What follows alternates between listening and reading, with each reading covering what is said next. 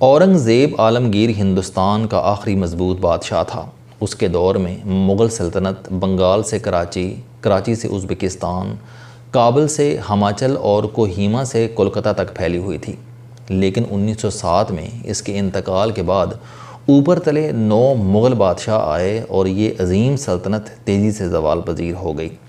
اورنگزیب کے دربار میں مکہ، ایران، بلخ، بخارا، حبشہ، کاشگر، خیبہ، بصرہ، یمن، حضرموت، فرانس، برطانیہ، استریا اور چین کے سفیر ہوتے تھے، اور پھر ایک وقت ایسا آیا جب مغل سلطنت صرف دلی تک محدود ہو کر رہ گئی اور بادشاہوں کو اپنی شبانہ سرگرمیوں کے لیے بھی مہاجروں سے قرض لینا پڑتا تھا۔ ایک وقت تھا جب تجارتی قافلے سمرقند اور کاشغر سے گزرنے سے پہلے دلی سرکار سے اجازت لیتے تھے، اور پھر ایک ایسا وقت آ گیا جب نادر شاہ درانی بادشاہ کا تخت طاؤس اور کوہ نور ہیرا لے کر ایران چلا گیا، اور بادشاہ کو ہمایوں کے مزار پر جانے کے لیے بھی انگریز سے اجازت نامہ لینا پڑتا تھا۔ مغل سلطنت کا یہ زوال آج بھی مورخین اور تجزیہ نگاروں کا مرغوب موضوع ہے۔ دنیا آج بھی اس سلطنت کے زوال کی وجوہات پر بحث کرتی ہے اور عبرت پکڑتی ہے۔ مغل سلطنت کے زوال کی 3 وجوہات اہم ترین ہیں، اور دنیا نے ان سے بے تحاشا سبق سیکھا۔ مغل سلطنت کی پہلی خامی عمایدین سلطنت تھے۔ اورنگزیب سپہ سالار تھا۔ وہ اپنے والد اور 3 بھائیوں کو شکست دے کر بادشاہ بنا تھا۔ اس نے اپنے تمام بھتیجے اور بھانجے مروا دیے تھے۔ وہ 88 سال زندہ رہا۔ ان 88 برسوں میں اس نے کسی شہزادے کو عسکری تربیت نہیں لینے دی۔ چنانچہ اورنگزیب کے بعد مغلوں میں ایک بھی کام کا سپہ سالار اور منتظم نہیں تھا۔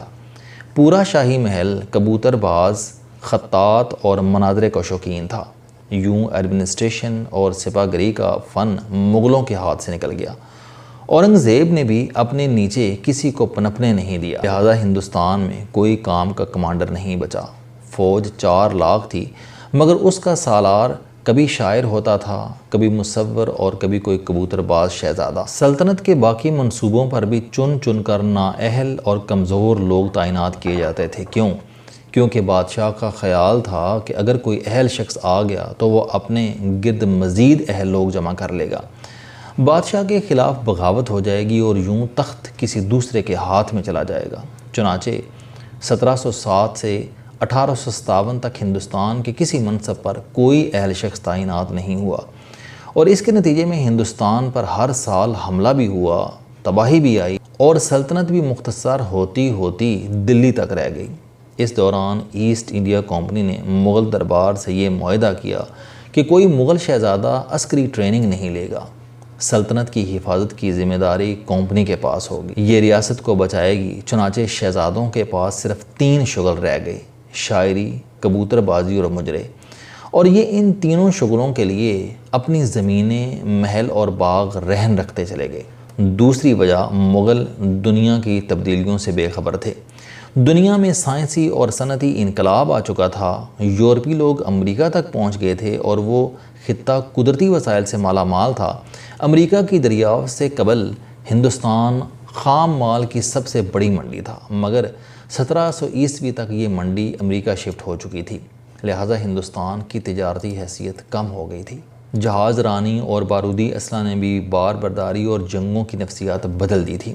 دنیا میں تعلیمی اور تجارتی انقلاب بھی آ چکا تھا۔ صنعتی پیداوار نے زرعی پیداوار کی جگہ لے لی تھی اور اسکلز اور سروسز کا سیکٹر بھی متعارف ہو گیا تھا، جبکہ ہندوستان کنویں کے مینڈک کی طرح ان تبدیلیوں سے بے خبر تھا۔ ہندوستان میں اس وقت سب سے بڑی انڈسٹری گھوڑوں کی کھریاں اور خواتین کے دوپٹے تھے۔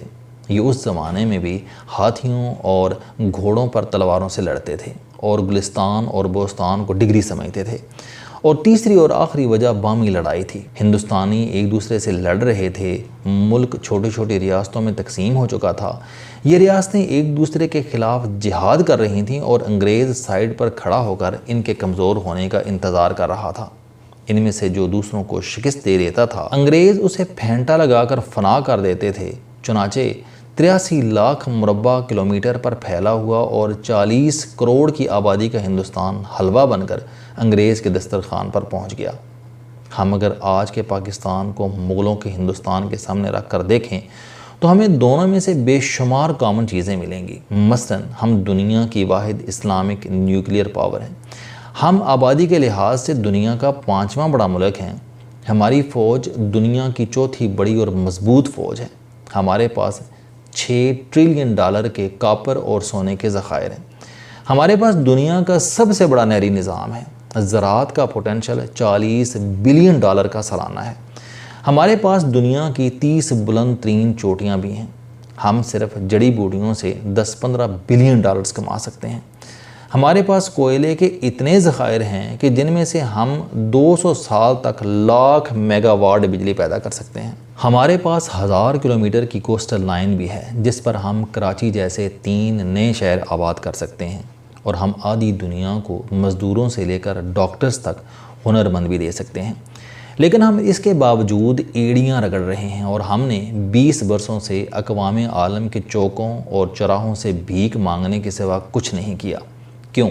کیونکہ ہم مغل بادشاہوں کی طرح ہر اہم منصب پر اپنے سے کم تر صلاحیت کے لوگ تعینات کرتے ہیں، ہماری سیاسی جماعتیں حلقے کے نالائق ترین لوگوں کو ٹکٹ دیں گی، ان میں سے چھانٹی کر کے مزید نالائقوں کو وزیر بنائیں گی، اور یہ وزیر آدھی بیوروکریسی سے چھان کر نااہل، نالائقوں اور کرپٹ کو تعینات کریں گے۔ پاکستان میں 75 برسوں سے ایک اور کھیل بھی چل رہا ہے۔ اسٹیبلشمنٹ ایک کمزور اور کمپرومائزڈ شخص کو وزیر اعظم بناتی ہے، اور وزیر اعظم ایک کمزور اور کمپرومائزڈ افسر کو آرمی چیف لگانے کی کوشش کرتا ہے، اور اس کھیل میں ملک کا بیڑا غرق ہو گیا ہے۔ ہماری حالت یہ ہے کہ ہماری سیاسی قیادت کسی قابل، اہل اور سمجھدار شخص کو نگران وزیر اعظم بنانے کے لیے بھی تیار نہیں ہوتی۔ یہ 3-4 ماہ کے لیے بھی گونگے، بہرے اور کمپرومائزڈ شخص کا انتخاب کرتے ہیں۔ اس بار بھی یہی ہو رہا تھا۔ پی ڈی ایم کمزور ترین نگران وزیر اعظم تلاش کر رہی تھی تاکہ ان کی واپسی کی گنجائش پیدا ہو سکے۔ یہ محسن نقوی جیسا تجربہ نہیں دہرانا چاہتے تھے۔ آپ کو یقیناً معلوم ہوگا، آصف علی زرداری اور نواز شریف نے محسن نقوی کو پنجاب کا وزیر اعلیٰ اس لیے بنوایا تھا کہ یہ 12 کروڑ لوگوں کا صوبہ نہیں چلا سکیں گے۔ یہ 12 بجے اٹھیں گے، دفتر جائیں گے، دوستوں کے ساتھ گپ شپ لگائیں گے، 2-4 ارب روپے کمائیں گے اور گھر چلے جائیں گے، مگر نتیجہ الٹ نکلا۔ محسن نقوی نے دن رات ایک کر دیا۔ یہ ازبکستان سے کپاس کا نیا بیج تک لے آئے اور انہوں نے 7 ماہ میں شہباز شریف کی سپیڈ کو مات دے دی، لہٰذا انہیں بنانے والے اب پچھتا رہے ہیں۔ میرا خیال ہے کہ انوار الحق کاکڑ کے معاملے میں بھی یہی ہوا۔ یہ آسمان سے نازل ہو چکے ہیں اور یہ بھی محسن نقوی کی طرح تینوں سیاسی جماعتوں کو ٹھیک ٹھاک ٹکر دیں گے، اور اگر ایسا ہو گیا تو الیکشن بھی نہیں ہوں گے اور سیاسی جماعتوں کی واپسی بھی مشکل ہو جائے گی۔ یہ حقیقت ہے۔